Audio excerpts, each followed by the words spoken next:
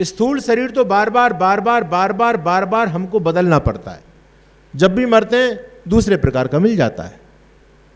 लेकिन सूक्ष्म शरीर जब से हम हैं तब से हमारे साथ बना हुआ है, और जब तक हम मुक्त नहीं हो जाएंगे तब तक आपके साथ रहेगा। वो नहीं बदलने वाली चीज है। जो बदलने वाली चीज नहीं है उस पर हमारा ध्यान नहीं है, बदलने वाली चीज पर ही हमारा ध्यान है। ये बड़ा पावरफुल है, सूक्ष्म शरीर बहुत ही पावरफुल है।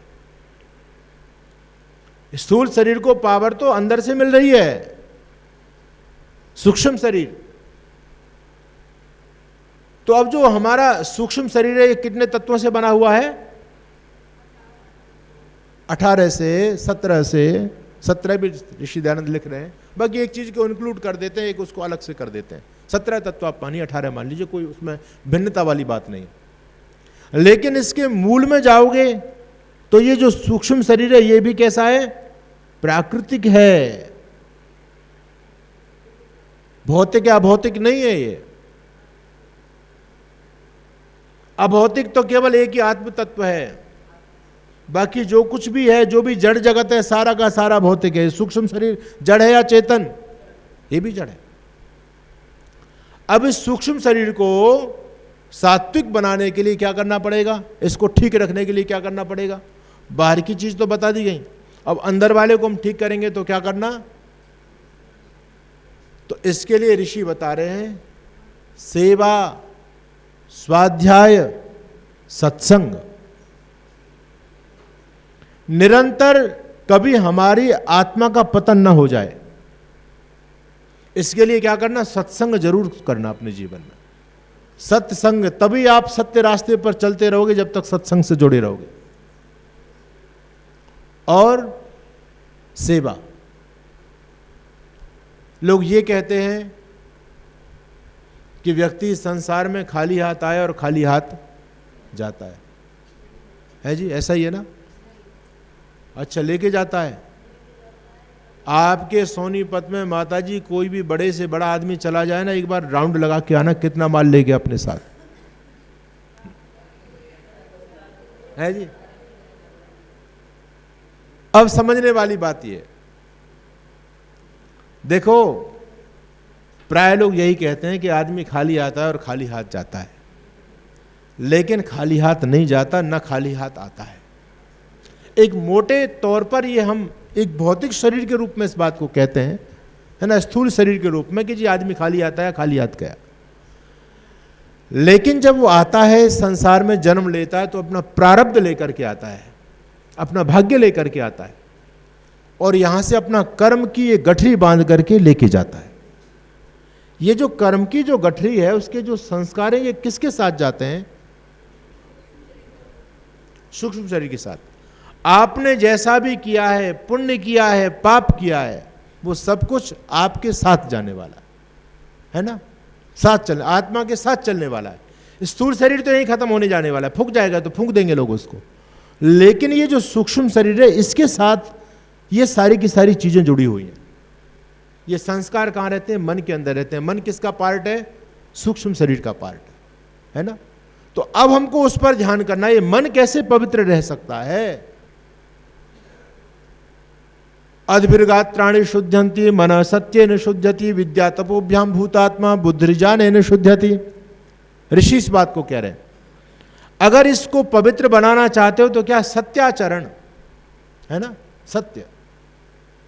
जीवन में कभी हम असत्य का सेवन ना करें, असत्य ना बोलें, सत्य के पथिक बने। हम कभी भी सत्य से समझौता न करें, चाहे हमारी कितनी बड़ी हानि होने वाली हो, उसकी परवाह नहीं करनी, सत्य के रास्ते पर ही चलना है तो काम कठिन, लेकिन अनिवार्य काम है।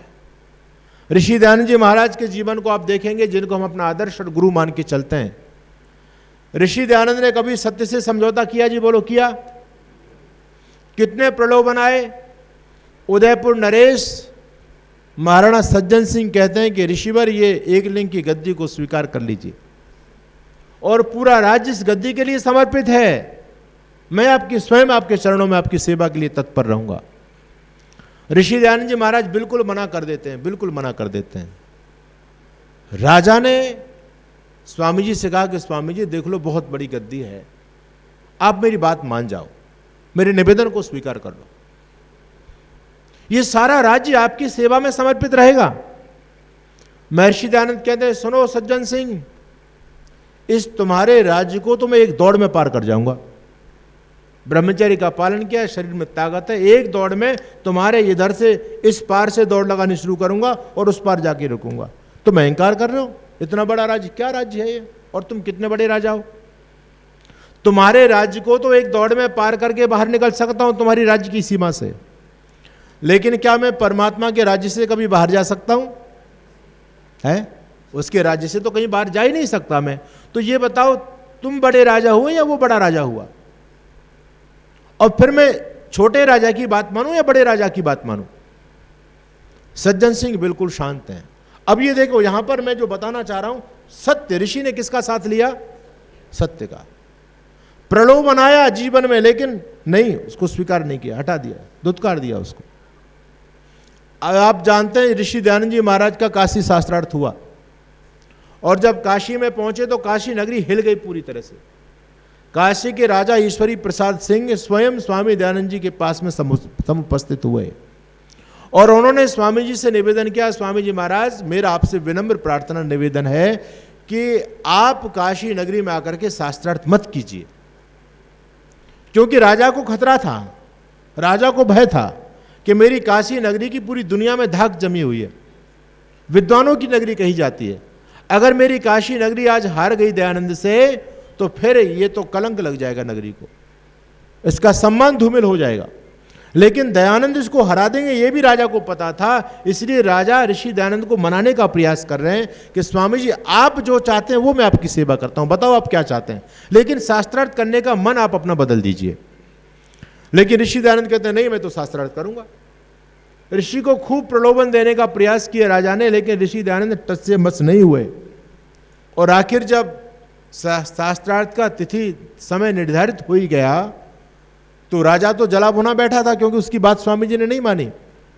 दूसरी बात, जितने सारे पाखंडी लोग थे, लगभग सैकड़ों की संख्या में पंडित, उपपंडित, उनके सहायक, सबको मिलाकर के लगभग 350 लोग। और जब वो शास्त्रार्थ करने के लिए जा रहे थे, तो काशी नरेश राजा ईश्वर प्रसाद सिंह स्वयं उन पौराणिक पंडितों की अगवानी करने के लिए खड़े हुए थे। कारपेट बिछी हुई थी, महिलाएं मंगलगान गा रही थी, पता नहीं कितने बड़ा ये युद्ध करने जा रहे हो ऐसा, है ना। और पुष्प वर्षा उन पंडितों के ऊपर हो रही थी। हाथी घोड़ों की बग्गियों पर सज करके वो लोग जा रहे थे शास्त्रार्थ करने के लिए, दयानंद से शास्त्रार्थ करना है। और राजा स्वयं जब उनको पालकी से उतारते थे, सिंहासन पर बिठाते थे। दूसरी तरफ स्वामी दयानंद जी महाराज अकेले जा रहे हैं, उनके पास बस वेद की पोथी है और कुछ नहीं, साथ में कोई नहीं है उनके। आप उस व्यक्ति का आत्मिक बल देखिए, जरा कल्पना कीजिए आप। एक तरफ, अब मान लीजिए मैं यहां पर जितने लोग बैठे, आप तो मेरी विचारधारा को मानने वाले लोग हैं कि हम विचारधारा के लोग हैं, लेकिन यदि मेरे से भिन्न विचारधारा के लोग बैठे रहे हों वहां सारे के सारे, और एक व्यक्ति इतने से लोगों में अलग विचारधारा का हो, तो व्यक्ति किस प्रकार का अपने आप को फील करेगा, आप सोचिए। लेकिन वहां तो राजा भी खिलाफ है, पूरी प्रजा खिलाफ है, और जितने पौराणिक पंडित आ रहे हैं उनका इतना बड़ा सम्मान हो रहा है, और ऋषि दयानंद को किसी ने एक फूल की माला तक नहीं पहनाई, लेकिन फिर भी वो आराम से चलते चले जा रहे हैं। एक व्यक्ति ने कहा, स्वामी जी महाराज, कैसे बात बनेगी? बोले क्यों? देख नहीं रहे हो इतने सारे लोग, और ये तो राजा खुद इनके साथ है, आप तो अकेले हो। स्वामी जी ने कहा, ये किसने कहा कि मैं अकेला हूं? ये कौन कहता है कि मैं अकेला हूं? बोले आपके साथ तो कोई है ही नहीं, इनके साथ तो देखो राजा है, आप तो अकेले जा रहे हो। स्वामी जी कहते हैं, इन पौराणिक पंडितों के साथ तो केवल काशी का छोटा सा राजा ईश्वर प्रसाद सिंह है, बाकी मेरे साथ राजाओं का भी राजा वो परम पिता परमात्मा मेरे साथ है, मुझे डरने की क्या आवश्यकता है। और आप लोग इस बात को जानते हैं, ऋषि दयानंद ने बहुत बेधड़क तरीके से, निर्भीक सन्यासी ने डट करके मुकाबला किया, और उसमें अकेले दुनिया खिलाफ थी, लेकिन अकेला वो सन्यासी विजयी होकर के वहां से निकला। ये होता है सत्य पर चलने का बल, इससे होती आत्मा बलिष्ठ, इससे होती आत्मा पवित्र। हम तो आज छोटे छोटे प्रलोभन पर अपने आत्मा का समझौता कर बैठते हैं। आदमी न जाने दिन में कितनी बार अपनी बात को पलटता है, कितनी बार अपनी बात को पलटता है। ऐसा व्यक्ति क्या परमात्मा को प्राप्त कर पाएगा? अरे उनकी बात पत्थर की लकीर होती थी। रामायण को आप पढ़ते हैं तो भगवान राम कहते हैं राम द्वैरेण भाषते, राम के बारे में आता है कि राम दो बार नहीं बोलते। एक बार जो वाणी से निकल गया उसी की पूरा करने में, उसी कथन को पूरा करने में, चाहे फिर जीवन में कितनी भी बड़ी सी बड़ी विपत्तियां आ जाएं, कितना भी संकट आ जाए, लेकिन जो उनकी बात है अपनी बात को पूरी करते थे। इसलिए कहते थे रघुकुल रीत सदा चले आई, प्राण जाए पर वचन न जाई। आज हमारे वचन का कोई मोल ही नहीं रहा, आज तो बार बार बात पलट देता है आदमी। गिरगिट को तो लोगों ने बदनाम कर दिया। गिरगिट कहता है प्रभु समाज में मेरी बड़ी बदनामी होती है। लोग कहते हैं क्यों? कि देखो ये गिरगिट की तरह रंग बदलता है, गिरगिट रंग बदलता है, रंग बदलता है। गिरगिट कहता है मुझे तो रंग बदलने में भी टाइम लगता है, लेकिन ये आदमी कब रंग बदल जाए इसका पता ही नहीं चलता। समझने वाली बात। तो कहा कि जो आपका जो सूक्ष्म शरीर है, इसके जो ऑर्गन्स हैं, इसके जो अवयव हैं, इनको आप सात्विक बनाए, इनको पवित्र बनाए, तो इनकी शुद्धि किससे होती है? सत्य से शुद्धि होती है। सत्य आचरण। कभी भी आत्महनन मत कीजिए, कभी भी, है ना। वेद भगवान इस बात को कहते हैं कि जो व्यक्ति आत्महंता होते हैं, आत्महत्यारे होते हैं। आत्महत्यारे का मतलब वो नहीं है जिसने सुसाइड कर लिया, फांसी लगा ली। जो अपनी आत्मा के विपरीत आचरण करते हैं वो भी आत्महंता हैं, आत्महत्यारे हैं वो लोग भी। तो कभी भी अंदर ऐसे सेंसर फिट किए हुए हैं परमपिता परमात्मा ने, जब भी हम गलत रास्ते पर चलने का प्रयास करते हैं तो अंदर से इंडिकेशन प्राप्त होता है। आत्मा मना कर रहा है, बोले नहीं नहीं नहीं गलत रास्ता मत चलो, लेकिन फिर भी हम अपनी आत्मा की हत्या कर देते हैं। उस समय आत्मा की आवाज को दबा देते हैं और गलत रास्ते पर चल पड़ते हैं। ये आत्महत्या है, ये बहुत बड़ी आत्महत्या है। और ऐसा आत्महत्या करने वाला व्यक्ति घोरतम निकृष्टतम योनियों को प्राप्त होता है, ऐसा वेद कहता है। तो सूक्ष्म शरीर की हम चर्चा कर रहे हैं। सत्य का आचरण। दूसरा, सेवा कीजिए, है ना, क्योंकि ये सेवा आपके साथ जाने वाली है। ये सूक्ष्म शरीर के साथ में जाएगी, है ना। जो भी आप पुण्य करोगे, यज्ञ करोगे, तप करोगे, ये कहां जाएगा? हाँ, दो प्रकार का अकाउंट होता है, ध्यान रखना। एक अकाउंट तो दुनियादारी वाला है आपका, एक अकाउंट धर्म का है। तो लोग ये कहते हैं ना जी धर्म का हमें कई गुना ज्यादा बढ़कर के मिलता है। ये बात बिल्कुल सत्य है, लेकिन लोगों को विश्वास नहीं होता इस बात पर। हम तो तात्कालिक फल चाहते हैं। अगर यहां कहते हैं भैया 10% बढ़कर के मिलेगा, तो यहां पर लोग कम पैसा नहीं देंगे, फिर तो बढ़ चढ़ करके देंगे। लेकिन उनको पता है, पता नहीं मिलेगा नहीं मिलेगा, अभी पूरा विश्वास नहीं। लेकिन ये बात बिल्कुल सत्य है, जो भी आप दान पुण्य यज्ञ तप जो भी कुछ अच्छा काम करते हैं, तो आपका एक धर्म का खाता है, धर्म रूपी खाता उसमें, और उसका लेन देन सब कुछ परमात्मा के हाथ में होता है। आप तो केवल उसमें जमा करते हैं। कब देना है, कितना देना है, कब निकालना है, ये सब परमात्मा की व्यवस्था है, आपके हाथ में नहीं है। संसार का जो खाता है इसमें तो आप ही जमा करने वाले और आप ही निकालने वाले हैं, है ना। लेकिन जो धर्मरूपी आध्यात्मिक आपका खाता है उसमें हम केवल जमा करने वाले हैं। जब हमको आवश्यकता पड़ेगी तो परमात्मा अपने आप निकाल करके दे देता है। कभी कभी आप लोगों ने देखा होगा किसी व्यक्ति के जीवन में ऐसी भयंकर दुर्घटना घटित होती है, व्यक्ति बाल बाल बच जाता है ना। तो हम लोग क्या कहते हैं, भैया तेरे कोई पुण्य सामने आ गए, है ना। तो जैसे ही हमारी भुगतान की आवश्यकता पड़ी, परमपिता परमात्मा तत्काल, अरे सारा तंत्र उसके हाथ में, एकदम भुगतान कर देता, बचा लेता है आपको। तो ये पुण्य कहाँ है? ये सब सूक्ष्म शरीर के साथ में जाएंगे। तो ज्यादा से ज्यादा पुण्य कमाओ, इसका मतलब सेवा कीजिए, तन से सेवा कीजिए, मन से भले विचार, और धन से इस संसार में करिए परोपकार। भगवान ने जो सामर्थ्य दिया है उसको सेवा में लगाइए। सेवा करने से विनम्रता जीवन में आती है, अहंकार समाप्त हो जाता है, पुण्य मिलता है। तो सेवा, स्वाध्याय अनवरत रूप से चलना चाहिए। स्वाध्याय यानी अपना चिंतन करते रहना कि मैं अब किस स्थिति में जा रहा हूं, मैं पतन की तरफ तो नहीं जा रहा हूं। जैसे जैसे आदमी की उम्र बढ़ रही है, जीवन कम होता चला जा रहा है, अरे चिंतन करके देखो, ये आयु तो कम हो रही है कि आयु के साथ साथ मेरा काम भी कम हो पा रहा है, क्रोध भी कम हुआ या नहीं हुआ, लोभ भी कम हुआ या नहीं हुआ, मोह भी कम हुआ या नहीं हुआ, ये चिंतन ही व्यक्ति नहीं कर रहा। आयु कम होती चली जा रही है, वृद्ध होता चला जा रहा है, लेकिन ये सारे के सारे दुर्गुण यथावत बल्कि और बढ़ते चले जा रहे हैं। तो फिर क्या फायदा है जीवन का? ये सारे के सारे संस्कार यदि साथ गए तो आपकी लुटिया को डुबो देंगे, ध्यान रखना। इसलिए ऋषि कहते हैं अपने संस्कारों पर कंट्रोल करो, क्योंकि सूक्ष्म शरीर के साथ में संस्कार ही चलते हैं। तो अगर वो संस्कार चित्त पर अंकित है तो वो संस्कार बार बार आपको उसी कर्म को करने के लिए प्रेरित करेगा। इसलिए क्या करना, इन संस्कारों पर कंट्रोल करना। सूक्ष्म शरीर संस्कारों का भंडार है तो इन संस्कारों पर कंट्रोल कीजिए, अपना स्वभाव अच्छा बनाइए, है ना। ये संस्कार आपके साथ जाने वाले हैं। प्रयास करो रोज अपने पुण्य के कलश में कुछ ना कुछ आप जोड़ते चले जाओ। और ये कब होगा, जब आप चिंतन करेंगे, स्वाध्याय करेंगे, अपना अध्ययन करेंगे, मैं किस स्थिति में खड़ा हूं, आज मैंने पुण्य किया या नहीं किया, आज का जीवन मेरा ऐसे ही तो नहीं चला गया। इस प्रकार से जब व्यक्ति सोते समय जब बिस्तर पर सोने के लिए जाता है ना, तो व्यक्ति को आत्मनिरीक्षण करके ही सोना चाहिए। आज मैंने अपनी वाणी से असत्य तो नहीं बोला, किसी को धोखा तो नहीं दिया, किसी को अपशब्द तो नहीं बोले, किसी को कटु तो नहीं बोला। अगर बोला है तो कल से नहीं बोलूंगा, संकल्प लेकर के व्यक्ति सोता है। आज मैंने किसी के साथ छल फरेब तो नहीं किया, चोरी तो नहीं की, बेईमानी तो नहीं की, या कुछ और अनैतिक आचरण तो नहीं किया। अगर कर लिया है तो कान पकड़ करके भगवान से प्रार्थना कीजिए, प्रभु मुझे ऐसी सद्बुद्धि दीजिए कि मेरा विवेक हमेशा जागृत रहे, मैं हमेशा इन चीज़ों से बचता रहूं। और नहीं किया तो भगवान का धन्यवाद दीजिए, प्रभु आज तो मैं बच गया इन पापों से। सुबह जब जगते हो तो भगवान का फिर धन्यवाद कीजिए और प्रभु के सामने संकल्प लीजिए कि हे परमात्मा, आज का दिन आपने और मुझको दिया है इस संसार के लिए। पता नहीं, ये तो आपकी कृपा है, मैं सुबह उठ पाता नहीं उठ पाता, लेकिन आज सूर्य भोर का सूरज मैं देख पा रहा हूं, ये आपकी कृपा से है। लेकिन ऐसी कृपा और करना कि आज का दिन मेरा धर्मयुक्त व्यतीत हो। आज मैं किसी की चोरी नहीं करूं, पाप ना करूं, चुगली ना करूं, निंदा ना करूं।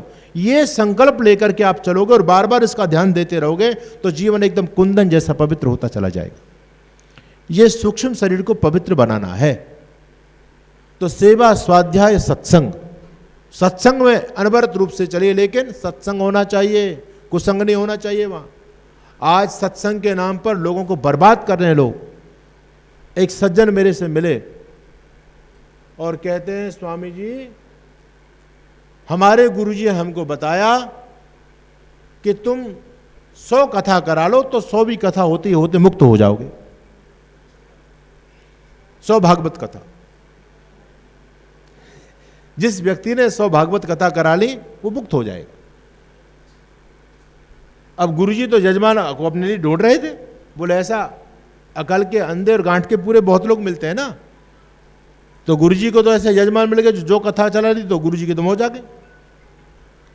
कहता है मेरी 99 कथा हो चुकी है, अब एक कथा बची है। 99 तो मैं कथा करा चुका हूं। आपको क्या लगता है कि मेरी मुक्ति हो जाएगी? मैंने कहा आपको संदेह क्यों हो रहा है? जब आपके गुरुजी ने बताया है कि 100 कथा कराने के बाद मैं मुक्त हो जाऊंगा तो आपको संदेह क्यों हो रहा है? बोले आपको क्या लगता है? मैंने कहा मुक्ति की बात तो दूर, अभी तो मुक्ति के रास्ते पे चले भी नहीं हो। अच्छा ऐसा है क्या? मैंने की और क्या? मैंने कि अरे आप तो बात छोड़ो, आप तो 100 कथा की बात कर रहे हो, आपके गुरुजी तो कितनी कथा कर चुके, वो अभी तक मुक्त नहीं हुए। भाई 99 तो आपकी कर चुके, और लोगों की भी की होंगी, तो वो भी अभी भटक रहे हैं, वो भी मुक्त नहीं हुए, आप कहां से मुक्त हो जाओगे? कहते हैं महाराज फिर मेरे साथ तो बड़ा छल हो गया। मैंने कि छल नहीं, मां छल हो गया। बोले मैंने तो अब तो मैं सोच रहा था कि 100वीं कथा बहुत बड़ी स्तर पर करूंगा और 100वीं कथा होती मैं मुक्त हो जाऊंगा। मैंने कहा मुक्ति आपने समझा क्या है? जो धर्म का ध भी नहीं जानता, ABCD तक नहीं जानता, वो व्यक्ति ये मान करके बैठा है मैं मुक्त होने वाला हूं, 100वीं कथा हुई और मेरा टिकट कटा मुक्ति के लिए। तो ये सत्संग वाले घूम रहे हैं ये सारे के सारे बहकाते हुए, है ना। ध्यान रखना, ऐसे कभी कुसंग में मत पड़ जाना, जीवन खराब हो जाएगा। एक वेद का रास्ता जहां पर वेद की चर्चा होती है वही एक सत्य मार्ग है, दूसरा कोई मार्ग नहीं है। नान्य पंथा विद्यते है, इसके अलावा दूसरा कोई मार्ग नहीं है। और जो लोग दूसरी मार्ग बना करके बैठे हैं वो निश्चित रूप से ठग हैं, वो डग्गे मार लोग हैं, वो धर्म के नाम पर धंधा करने वाले लोग हैं जो समाज को बहकाने का काम करते। सत्संग मिल जाए ये सौभाग्य की बात है, अच्छा गुरु मिल जाए ये सौभाग्य की बात है। नहीं तो लोग अपने जीवनों को बर्बाद कर रहे हैं, ऐसे ही बर्बाद कर रहे हैं, है ना। देखो कितना कितना धन उनके पीछे लुटा रहे हैं और क्या पुण्य मान के लुटा रहे हैं लोग, लेकिन कुछ भी नहीं प्राप्त हो रहा है। तो ये अपने प्रारब्ध से प्राप्त होता है ना। आपके पुण्य है तो आपको बिन सत्संग विवेक न होई और प्रभु कृपा बिन सुलभ न सोई। भगवान की कृपा होगी तब आपको, है ना, आपके ऐसे संस्कार होंगे तब आप अच्छे मार्ग के पथिक बन पाओगे। इसलिए पुण्य कर्म करते रहेंगे तो भगवान की कृपा बरसती रहेगी, और पुण्य कर्म नहीं करेंगे तो फिर भगवान भी पल्ला झाड़ देगा, वो भी आपको आश्रय नहीं देगा। तो ये हुआ सूक्ष्म शरीर, है ना। इसको पवित्र बनाने के लिए स्वाध्याय नियमित रूप से कीजिए। अगर आप स्वाध्याय नहीं कर सकते हो तो विद्वानों के प्रवचन सुनो, ज्यादा से ज्यादा सुनो, जिससे विवेक बना रहे हमेशा, है ना। और संध्या करो, समय लगाओ, थोड़ा सा समय निकाल करके आत्मचिंतन किया करो, बैठा करो, नियमित रूप से नियम बना लो अपना। बोले भैया घर परिवार के लिए बहुत कर लिया, देखो ये संसार का जीवन है, संसार में रह रहे हैं तो इस संसार के झमेले तो ही गुजरना पड़ेगा, ये भी सारे काम करने पड़ेंगे, ये सारे रिश्ते भी निभाने हैं, लेकिन ये भी विवेक बना होना चाहिए कि एक दिन इन रिश्तों को छोड़ करके भी जाना है। ये संबंध शाश्वत संबंध नहीं है, एक उस परमपिता परमात्मा के साथ ही हमारा शाश्वत संबंध है। हमेशा से हम उसके साथ के संबंध को भूल जाते हैं, और जिनके साथ संबंध खत्म होने वाला है उनसे इतना प्रगाढ़ संबंध हो जाता है, इतना प्रगाढ़ संबंध हो जाता है, और वो कुछ दिन में धोखा दे देते हैं। तो हमारा वही सच्चा मीत है, वही हमारा सहायक है। देखो विपत्ति आने पर सब साथ छोड़ जाते हैं, छोड़ते नहीं छोड़ते। कोरोना में आप लोगों ने देख लिया, एक सज्जन मेरे पास में आए और आग बबूला हो रहे थे मेरे पास में आकर के, कहते हैं स्वामी जी मैंने संसार को पढ़ लिया, जान लिया मैंने संसार को। मैंने कहा इतनी जल्दी समझ में आ गया क्या? बोले हाँ जी, अब तो मेरे समझ में आ गया, अब मैं इस प्रपंच में नहीं पढ़ूंगा। मैंने कहा क्यों नहीं पढ़ोगे? कहते हैं मेरी बेटी, मैं उसको इतना प्यार करता था, मैंने पढ़ा लिखा करके सब कुछ किया, उसकी शादी कर दी, और मैं चला गया तो वो मुझे देख करके नीचे दरवाजा खोलने नहीं आ रही। मैंने कहा तुम गए क्यों? कोरोना का समय चल रहा था तो। बोले जी मैं तो चला गया, मैं चला गया और वो आई नहीं। फिर जैसे तैसे वो गेट खोल करके मेरे से दूर दूर रहे, मेरे पास ही नहीं आए, और फिर वो चाय पानी लाई, वहाँ दूर ला करके रख गई, और बातचीत ने कहा पापा आप क्यों आ गए? इस समय नहीं आना चाहिए था आपको, कोरोना फैला हुआ है और आप दूसरों को भी वो जो है ना कोरोना फैला दोगे, ऐसा नहीं आपको घूमना चाहिए। कहती है मैं कहता हूँ बेटा कुछ भी नहीं होता, लेकिन वो मेरे से दूर रह करके चल रही है। आखिर मुझे शर्म तो बहुत आई, मैंने उसकी चाय वाय तो नहीं पी, जब उसके मन में इतनी घृणा मेरे प्रति आ रही थी तो मैंने चाय तो उसकी नहीं पी। लेकिन जब मैं चलता बना तो मैं बाप था, तो मैंने 500 रुपये जेब से निकाले, मैंने कि बेटी ये ले ले। बोले नहीं नहीं ये मेज पे रख दो, उसने वो पैसे भी नहीं दिए। तो कहते हैं स्वामी जी मैंने देख लिया। अच्छा ऐसी स्थिति में सब साथ छोड़ जाते हैं, क्या परमात्मा भी साथ छोड़ेगा? अच्छा जिस व्यक्ति को कोरोना हो गया हो, दुनिया ने साथ छोड़ दिया हो, लेकिन परमात्मा उस कोरोना युक्त शरीर को छोड़ करके कहीं गया क्या? बोलो गया? वो कहीं नहीं जाता। इंद्रस्य युज्य सखा, वही तो हमारा परम मित्र है, वही तो हमारा जुड़वा मित्र है। बाकी सारे संबंध स्वार्थप्रद हैं, ये सत्य बात है, लेकिन परमात्मा के साथ संबंध शाश्वत है, नित्य संबंध है। दुनिया साथ छोड़ जाए वो कभी साथ छोड़ने वाला नहीं है, लेकिन हमने उसको छोड़ा हुआ है ना। परमात्मा तो फिर भी हमको पकड़ के रखता है, हमारा सच्चा मीत है, लेकिन हम उससे दूर भागते हैं। तो ये विवेक बना करके रखना। थोड़ा सा समय निकालिए, अपना स्थान निर्धारित कीजिए, समय निर्धारित कीजिए, इतने समय पर हम अपने ध्यान में बैठेंगे, अपनी दिनचर्या बना लीजिए। और जो तीसरा है आत्म तत्व, उसको जानना बहुत जरूरी है। जिसको उस आत्म तत्व को जिसने जान लिया उसकी मुक्ति हो गई, ये ध्यान रखना। ये आत्म तत्व उपनिषद के ऋषि कहते हैं कि संसार में आकर के किसे देखना चाहिए? देखने योग्य क्या चीज है? एक प्रसंग आता है शास्त्र में कि संसार में देखने योग्य क्या चीज है। तो बहुत से लोग तो कहते हैं ताजमहल देखने योग्य है, कुतुब मीनार देखने योग्य है, और भी बहुत सारी चीज देखने योग्य है ना। लेकिन ऋषि कहते हैं आत्मा व अरे द्रष्टव्य, इस संसार में देखने योग्य कोई चीज है तो आत्मदर्शन देखने करने योग्य है, आत्मा देखने योग्य। इस आत्मा को जानना बहुत जरूरी है। हम सभी जानते हैं इस बात को। जब ऋषि दयानंद जी महाराज मथुरा में पहुंचे और जब गुरु बिरजानंद जी की कुटिया का दरवाजा खटखटाया, अंदर से दरवाजा बंद था, तो अंदर से क्या आवाज आई? कौन हो? स्वामी दयानंद जी महाराज क्या उत्तर देते हैं? यही तो जानने आया हूं मैं कौन हूं। देखो कितना गहरा उत्तर है, कितना गहरा उत्तर। हम लोग होते तो कहते सच्चिदानंद है, अपना नाम लेके बोल देते, लेकिन ऋषि के अध्यात्म झलक रहा है इस उत्तर से। कहते मैं यही तो जानने आया हूं मैं कौन हूं। अच्छा हमने कभी जानने का प्रयास किया क्या हम कौन है? कोई नहीं जानने का प्रयास नहीं कर रहा। एक संत जा रहे थे, पीछे पीछे चेला जा रहा था। किसी नगर से जा रहे थे तो कोई व्यक्ति बक रहा था, गाली दे रहा था। संत निकल गए। पीछे जाने वाले शिष्य ने कहा, गुरुजी आपने सुना था? गुरुजी कह रहे, नहीं मैंने तो कुछ नहीं सुना। कहते हैं वो व्यक्ति आपको गाली दे रहा था। गुरुजी ने कहा, गाली? मुझे गाली क्यों देगा, भले आदमी हो। बोले नहीं आपको दे रहा था गुरुजी, मैंने सुना है। अरे तूने गलत सुन लिया, मुझे वो गाली नहीं देगा, मुझे तो वो जानता तक नहीं है। अजी गुरुजी कैसी बात कर रहे हो आप? आपका नाम लेकर के गाली दे रहा था वो। गुरुजी बोले, बेटे तुझको भ्रम हो गया है, मुझे वो जानता तक नहीं है। अरे जानता क्यों नहीं है? वो आपको ऐसे बोल रहा था, ऐसे बोला। गुरुजी ने कहा, सुन मेरी बात, वो मुझे गाली नहीं दे रहा होगा, वो गाली शरीर को दे रहा होगा। शिष्य ने कहा, तो हाँ तो शरीर को मान लो आप, तो आपको ही दोगे? बोले, शरीर को गाली तो मैं भी देता हूं, वो कौन से नहीं दे रहा है? ये शरीर तो गंदा है, मरेगा, बूढ़ा हो जाएगा, मैं भी इसको कहां अच्छा मानता हूं शरीर को? शरीर की तो मैं भी बुराई करता हूं, और वो बुराई कर रहा है तो कौन सी बड़ी बात है? बेटा वो मुझे गाली नहीं दे सकता क्योंकि वो मुझे जानता ही नहीं है। ये तो भगवत कृपा हो गई, गुरु लोगों का आशीर्वाद मिल गया कि मैं ही अपने आप को थोड़ा थोड़ा जानने लगा हूं। वो मुझे क्या जानता जो मुझे गाली दे देगा? कितनी गहरी बात है। आत्म तत्व को जानना, वो आत्मा क्या है, इसका स्वरूप दर्शनों में ऋषि बताते हैं।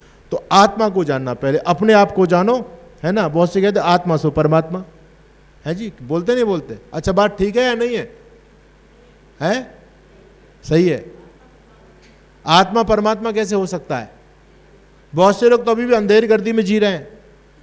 अहम ब्रह्मास्मि तत्त्वमसि प्रज्ञानम ब्रह्मा, ये 2-3 वाक्य हैं जिनसे लोग उलझनों में उलझ गए, पता नहीं चल रहा है।